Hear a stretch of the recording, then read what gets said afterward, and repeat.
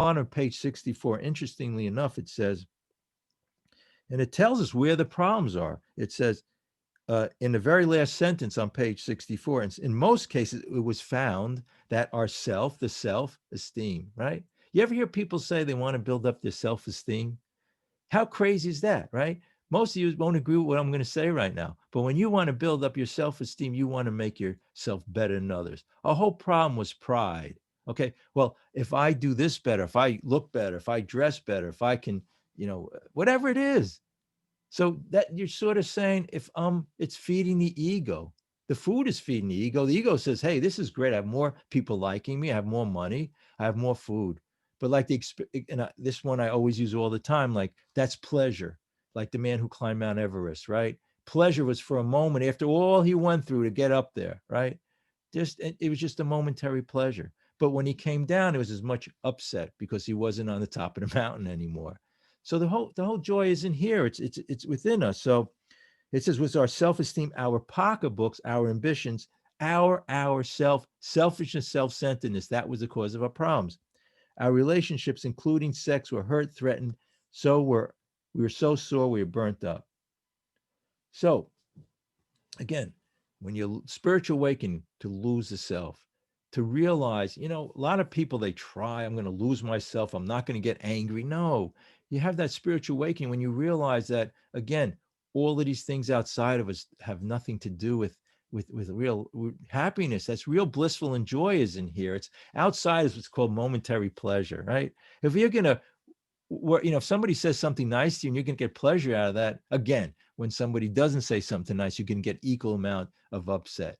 So if you want to be happy, you can't find it in changing your location and climbing Mount Everest. All right, enjoy it. The thing is, enjoy all these things, going out, enjoying whatever it is in life. But it has to do, we want to be in the fourth dimension. Like I started the meeting out saying that the guy was a free man, Bill Dotson, when he came out. Now I understand what it means to be a free man. But then I started to realize that even the man in solitary confinement in a prison could be a free man or woman, or and whatever. So that's the real freedom. So again, you can walk into a situation at work or a meeting or whatever it is, and if people don't like you, what you do, you could be the worst person in the world, But if the happiness comes within here and they think you're terrible, that's fine.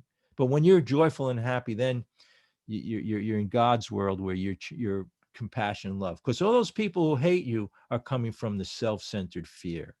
But when you have that spiritual awakening, you'll know how to handle people in situations. It says that we'll intuitively know in this 9-step promise is how to handle everything. We won't have fear of people because, again, spiritual awakening, it's like you have this thing around you, which is all spiritual, and you understand that it's the vibrations. You can see in a person with anger, a person who gets angry at you, who tries to push your buttons, you see through all of that.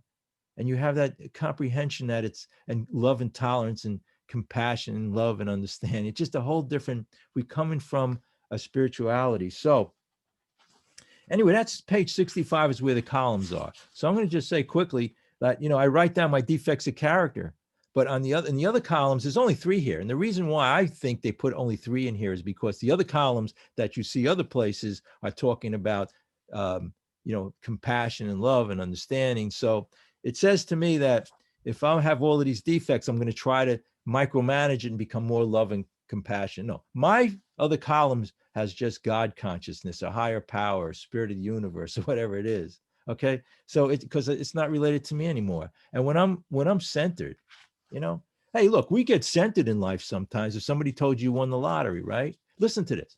If somebody told you won the lottery, you'd be happy. And then if somebody called your name or did something, you'd say, but when we realize we won the lottery every day, when we come up with this God consciousness, we have that confidence, that higher power confidence. Our world around us changes. The whole thing is the one of the spiritual awakening step 12 talks about.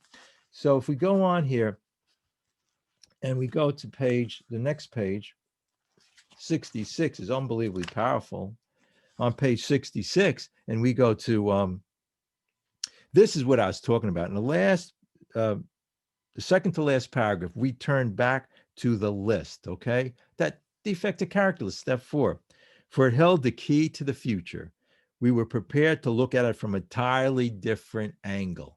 The different angle is because my list used to be, look what they did. They were wrong and they did this to me. They did that to me. But it says in here, the inventory is ours. So we began to see the world and its people really dominated us. In that state, the wrongdoing of others, fancy real, had the power to actually kill. So it says the world and its people dominated us. That's pretty powerful because it's saying we were slaves.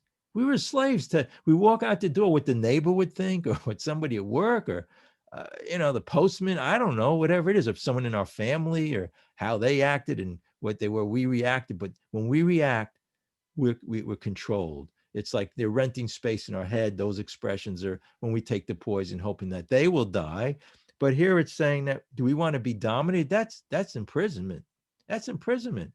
And we saw Bill Dotson walked out of hospital a free man as soon as he had that reborn thinking of a higher consciousness. How could we escape? We saw that the resentments must be mastered, but how?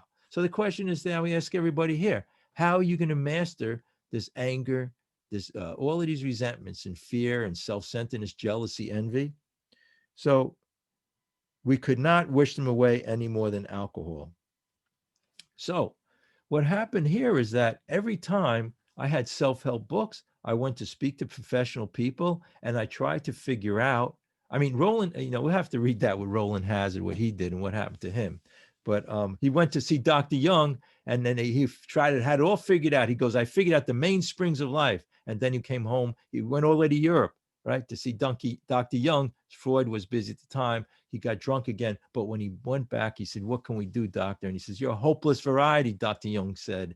But he said there is one thing he's seen in men who have recovered, and that's been the spiritual awakening. So all your problems, all your issues in life, and it says in this book, many places, the answer to all our problems. And it's saying right here, but how? How could resentments be mastered? How can we do it? Up to now, look, even with the diets and the program with, 95% of them fail. How can we master that problem with the food, with our addictions, with our addiction with people? How can it be mastered? And it goes on to say, this is called the sick man prayer. And so when it's saying the first sentence there, we realize that people on the bottom of page 66 were wronged us, were perhaps spiritually sick, though we did not like their symptoms in the way these disturbed us. So when we see somebody, we realize that they're sick people. So if people are pushing your buttons, they're really sick, because if they had joy and happy, they would just be loving to everybody. But there's something with bothering them. So we can look at it that way. Why get upset with some? And it's going on to say they like ourselves. Now, the important key here is this ourselves, because what is worse than a person pushing your buttons? They're sick. But how crazy are we when we react to it? That's real insanity. It's going to tell us the answer here. We ask God to help us show them the way, the same tolerance, pity, and patience that we would cheerfully grant a sick friend. So when we get that God consciousness, that confidence, and that indwelling feeling of compassion, love, and understanding, when we're out of the self, we were meant, the thing is, we don't have to try. We were meant to be that way. Again, little children are that way until they made that decision to come from the ego. But we can get rid of that ego and just with everything around us, the vibrations from people, from the universe, we were blocking it out, that self-centered fear. That's what it's all about, self-centered fear. So it says, the same tolerance, patience that we could cheerfully grant a sick friend. So when you go to hospital and guy's in there with a broken leg and you're looking at him, you have love and compassion for him. But God forbid he says something to you that, he's off center and he says something negative to you. We take offense because we're coming from the self. We're sick. Okay. How could I be helpful to him? God save me from being angry. And it says we avoid retaliation argument. We wouldn't treat sick people that way. Knowing the truth from the false. Why would I be angry at somebody who's whatever, if we do, we destroy our chance of being helpful. Step 12 talks about having that spiritual awakening, helping other people and in all our affairs. So if we really want to work this program, we want to work with sponsees and show in life, we work this program and we have a complete shift and change. We cannot be helpful to all people, but at least God will show us how to take a kindly and tolerant view of each and every one. So spiritual awakening, getting centered, bringing in a higher consciousness, whatever you want to call it. And it talks about in the steps and giving our will and our lives over to that consciousness, right? The consciousness was always there. We were created again in God's image. This thing we're talking about is not a nebulous thing. And again, I said this last time, these steps is not some kind of cult program we're in here. It's based on all the philosophies and religion through the ages. If you go to Eastern, Western, they're all in these steps. If you go in this book, you could read any book. You could read all these prophets today, whatever. They come from this same point of view.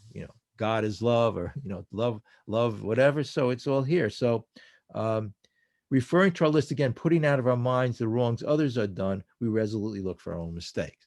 So we're always in the wrong because we're coming from, the way we react to life is, and the way we observe it. It's not so much in what happens to us in life, it's how we perceive it. It's our perception is 95% of the problem. It's 10 people could be in a room and 9 of them will have a positive feeling towards something you have a negative feeling towards.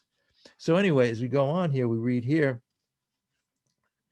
where were we to blame? The inventory was ours, not the other man's. So when we saw our faults, we listed them. And it says on the bottom, notice the word fear is bracketed alongside the difficulties with Mr. Brown, Mrs. Jones, employer and wife.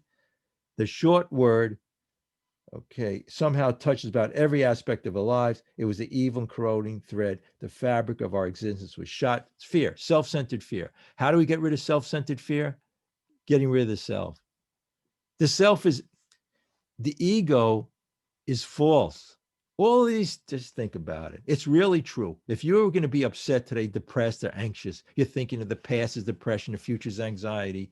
It's just not true. So when those thoughts of depression come in or anxiety, what I do is, I feel it, but I observe it, I look at it, but I know the truth from the false. I don't try to get rid of it. What happens is an understanding, comprehension, where you have this spiritual awakening. Well, all of these things, you don't relate on that level. So you just got to say, hey, look, that's not true.